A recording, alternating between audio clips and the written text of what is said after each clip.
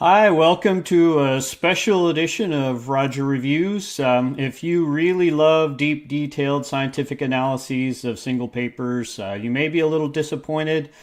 I've been talking so far almost exclusively about microplastics in our bodies. I want to move on from that, but I wanted to sort of summarize what the reality of the situation is based on what I've been able to read so far. So the first thing is that despite some reports to the contrary, lifetime intake of microplastics that we could expect is about the weight of a single grain of rice. So I took some pictures to sort of illustrate how this compares to intakes of other microparticles. Dead skin, the majority of household dust is dead skin. And so we're exposed to roughly 10 times that. Now, these are all rough estimates. Mold spores, which you mostly get outside, is in the same order of magnitude. Tailpipe exhaust obviously is a lot more. And then ozone, of course, this is a gas, but it's even more. So we're exposed to something like 21 grams of ozone during our lifetime. And then the huge one is pollen. Now, these are a lot bigger particles as well as being very plentiful. But we'll breathe in something like 280 kilograms of pollen over the course of a lifetime. In terms of what it does, almost all of it just goes right through us. It's essentially like dietary fiber. Its only function really is to go in and come back out. Of course, it doesn't really function like dietary fiber because there's so little of it. It really doesn't affect anything. There are traces that are found in our lungs and in damaged livers. And beyond that, I've recently seen a paper talking about microplastics in tonsils. I think there's some microplastics there. But really, if you just tune out all the noise, microplastics are appearing where you expect microparticles to appear in the body. The other studies that have the more sensational reports, they have poor controls. They find values of microplastics near detection limits, or they have faulty methods. And there are sadly a lot of these. So I tend to get feedback that falls along these sorts of lines. I Googled you, you're an evil corporate spy. Of course, I'm paraphrasing here, but I do get something along these lines quite a bit. I am not and never have been a spy, but of course, if I were a spy, I would probably say the same thing. So there's no point in telling you that. I did work for a corporation for a few decades. I'm retired now. I think that's provable if it really needs to be. And I may or may not be evil. But I want to say I've had a lot of opportunities to consult, both during and before the making of these videos, and I always turn them down. I'm really enjoying not having a boss, right? So I'm telling you the truth as far as I can see it, and I don't want any appearance of anyone affecting what I say. And no one does. I mean, I'm telling you what I see from the scientific literature and how I read the situation. Now, this particular video is less of a scientific analysis and more of an informed opinion, and I'm going to try to make sure that I let you know which is which. But it's not sponsored by any corporation or any institution or university. Nobody. Then I get this one. Even if this study that you're telling me is wrong, I don't care. There are a zillion other studies. Well, there are a lot of other studies, and I've read a lot of them, and a lot of those other studies are garbage too. This is how a producer in a recent Science Versus episode explained the situation. Well, we did this episode about microplastics last year, and in the course of working on that episode, I just came across a lot of bullshit, including like bullshit in the science, in papers. Right, yeah, join the club. So, you know, more and more people I hear that are reviewing this literature, looking at it closely, are all coming to this same conclusion. So in this episode that this quote is from, they talk about how the nanoplastics in brain paper is severely flawed. But the other thing they do is they talk about the episode that they had done the previous year about nanoplastics in arterial plaque and how they probably got that wrong as well. And I would invite all the other news media outlets that have gotten these things wrong in the past to do the same. You need to go back and correct these things when you find out that they're wrong. It's unsettling to me to think that, it's podcasters and YouTube videos that are the only things that are telling the truth right now. I'm hoping the scientific literature will correct itself, and I think it will over time. I'm seeing more and more active scientists, active researchers speak up, and there are good papers that are getting published. They just don't get as much public attention as the bad ones.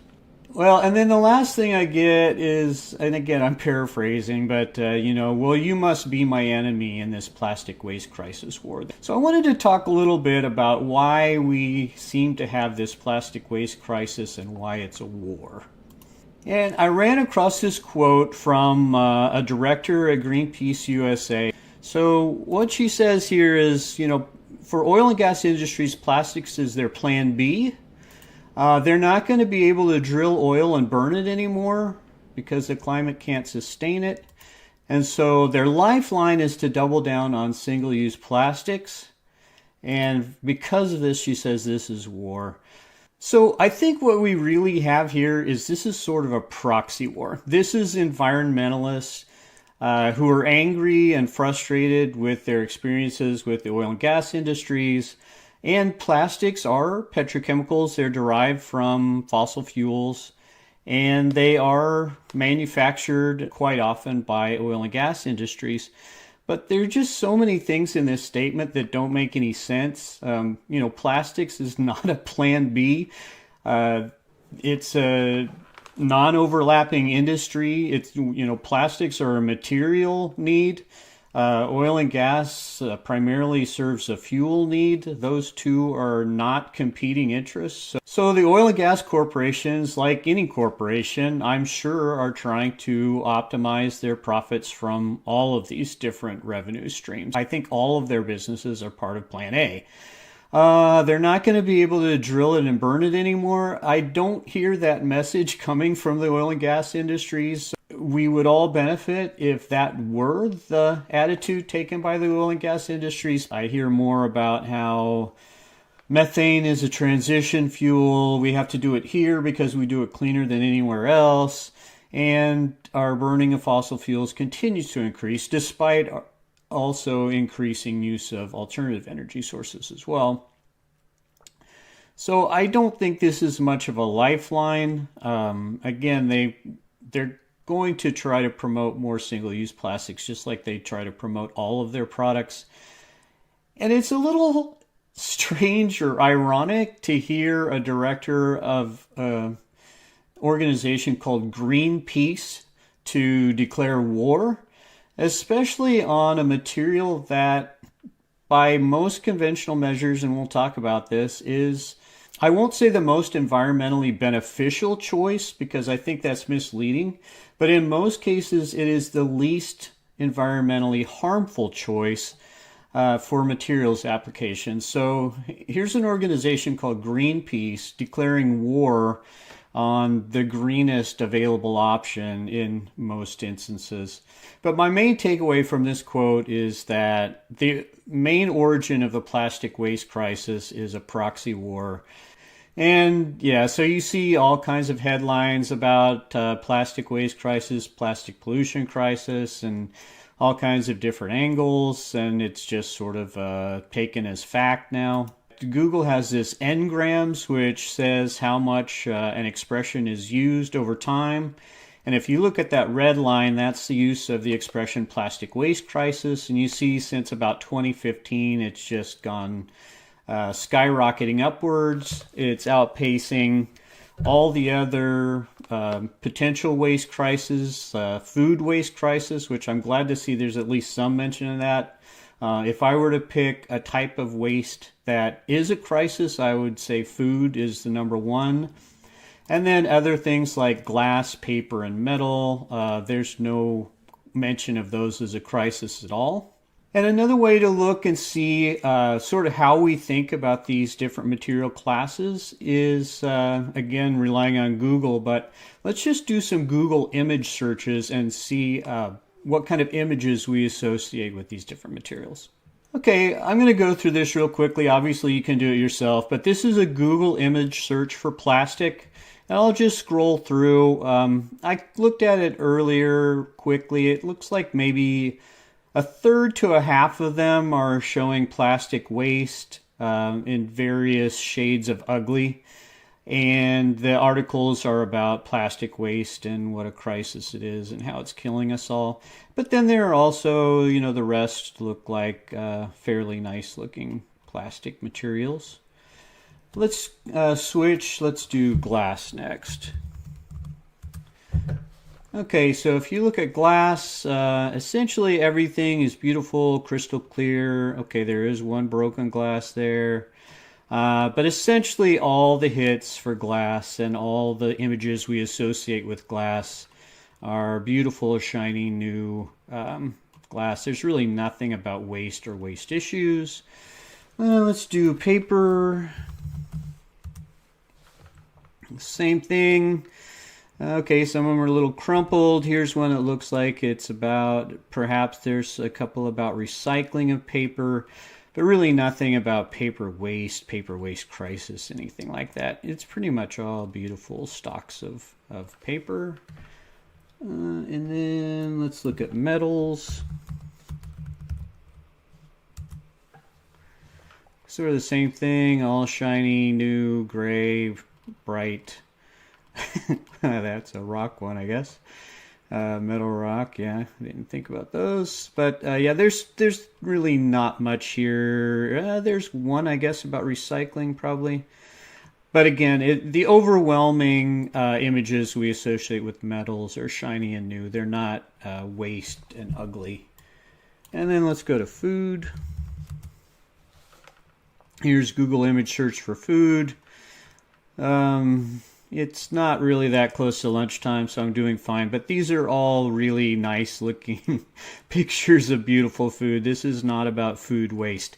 So you can kind of see the images that we associate with a word are very powerful. And the images we associate with plastic now tend to be much uglier than the images we associate with other classifications of waste. So this is my take on sort of the public messaging about plastic these days. Plastic.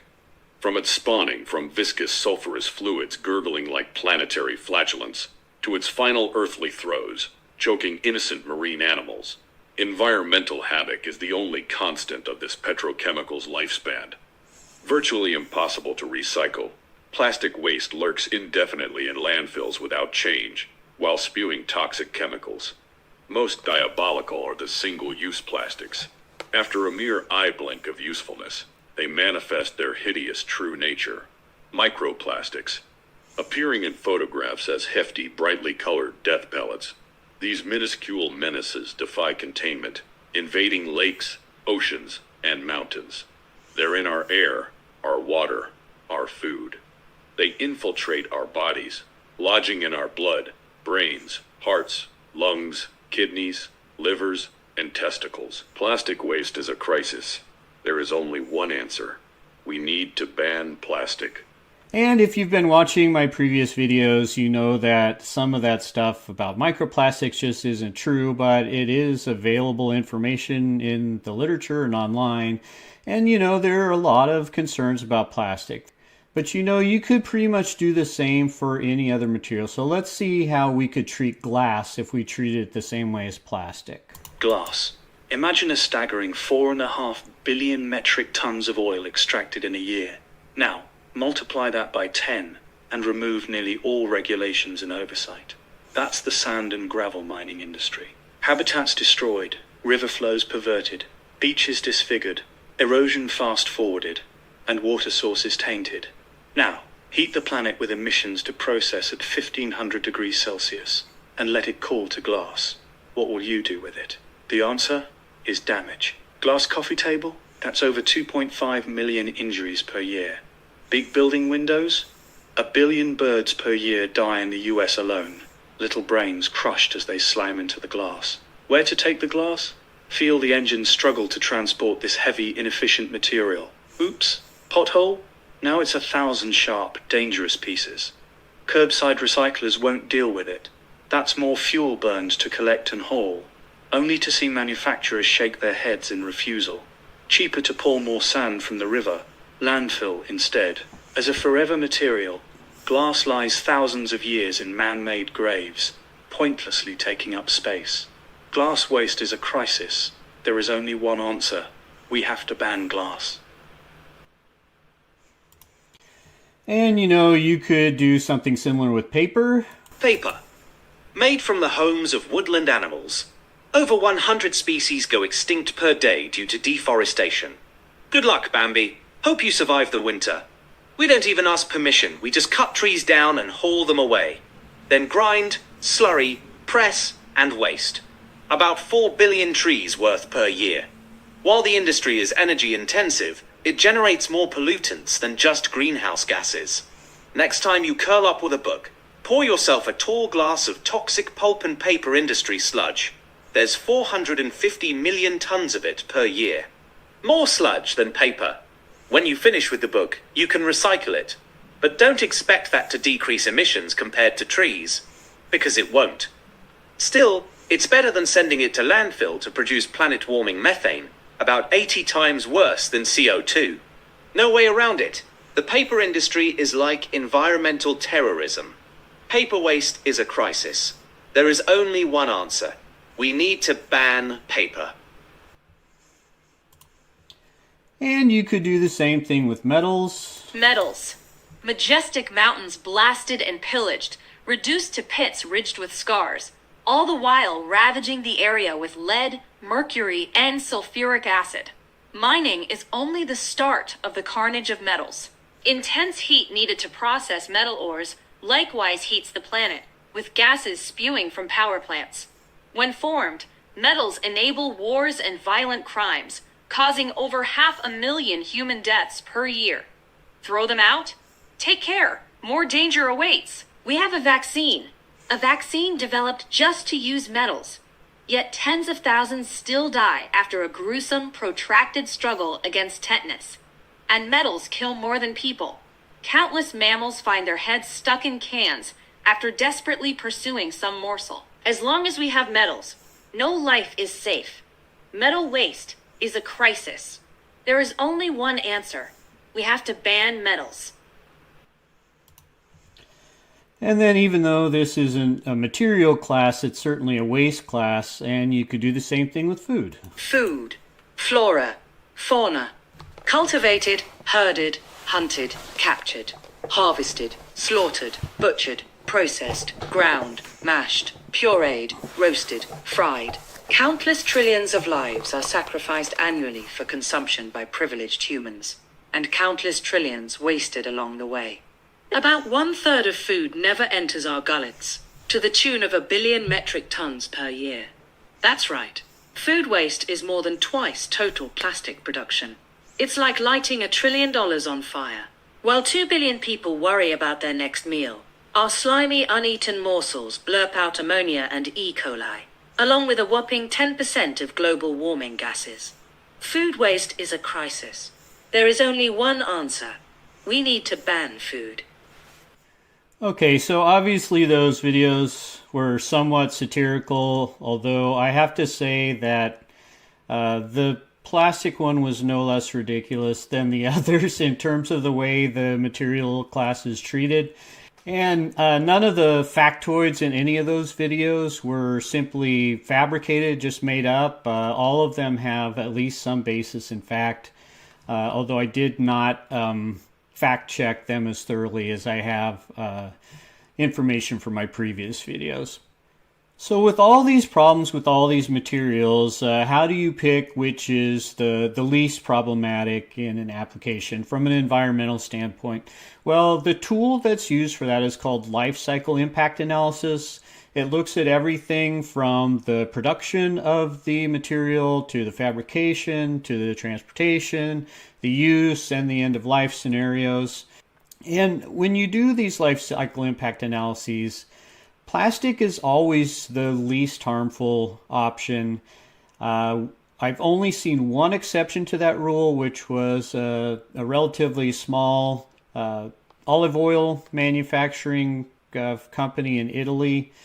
So just a representative example of what some of these things look like. This one really struck me because, okay, plastic drinking straws have a better performance compared to reusable. And basically, plastic drinking straws were always the least harmful option when you look at all the different straws we could use. Of course, it didn't stop our federal government from limiting their use for a while, and now the federal government is mandating their use. If I was in charge, I would say you're not allowed to give anybody a straw unless they ask for one. You don't need straws. Of course, the overall impact of straws is relatively minor compared to a lot of other things, but it is sort of emblematic of the way we want to tackle materials problems from an environmental perspective. So I guess it's important in that case. But the other thing that's stated here, I think this reflects some frustration a lot of people have. It says, we need to look closer at the impact of mismanaged plastic waste. Now, not look any closer at the impact of any other waste, right? It says, look, plastic is winning, but we want it to lose. We know it should be losing because we just intrinsically know within our souls that plastic is terrible. And we're tired of it always looking like it's the best by any scientific method. And so I think that what really drove a lot of these desperate attempts to find some harmful health effects of plastics. And then microplastics came along, and that really took off because they just sound scary. And then we had this long line of research papers that just aren't reliable, that got amplified and repeated in the popular literature, created this artificial crisis, right? So that brings me to the last bullet point. There are no magic powers in microplastics. Okay, there are microplastics, they're microparticles, they act like pretty much any other microparticle, and they just don't have anything special about them that makes them more or less dangerous than anything else. Sure, it would be better not to have microplastics, although no one would actually notice. It would be better not to have any microparticles and nanoparticles floating around in the air, because those really do add up to something that is a human health concern. Sure, we would rather not have any plastic waste. We would rather not have any waste at all. But if you bear down and look at it, plastic waste is really no more harmful and generally less harmful than these other classifications of waste. Sure, we would like plastic recycling to be better, and it is recycled at a lower rate than all of these other main material classes, except for food waste. But there are also some caveats and intricacies to that discussion as well. So then the last thing I get when people are tired of arguing with me, I don't care. Plastic waste is evil. I still hate it. I don't care what you say. I know plastic is bad. And so are you saying we just shouldn't do anything? We should just keep doing everything the way we've been doing? And my answer to that, again, is a little longer and detailed and has more caveats than what I can usually fit in some sort of social media post or a quick conversation. So that's why I'm not releasing this video until I have made the subsequent video in which I will address that question. So that's it for a summary of microplastics in our bodies.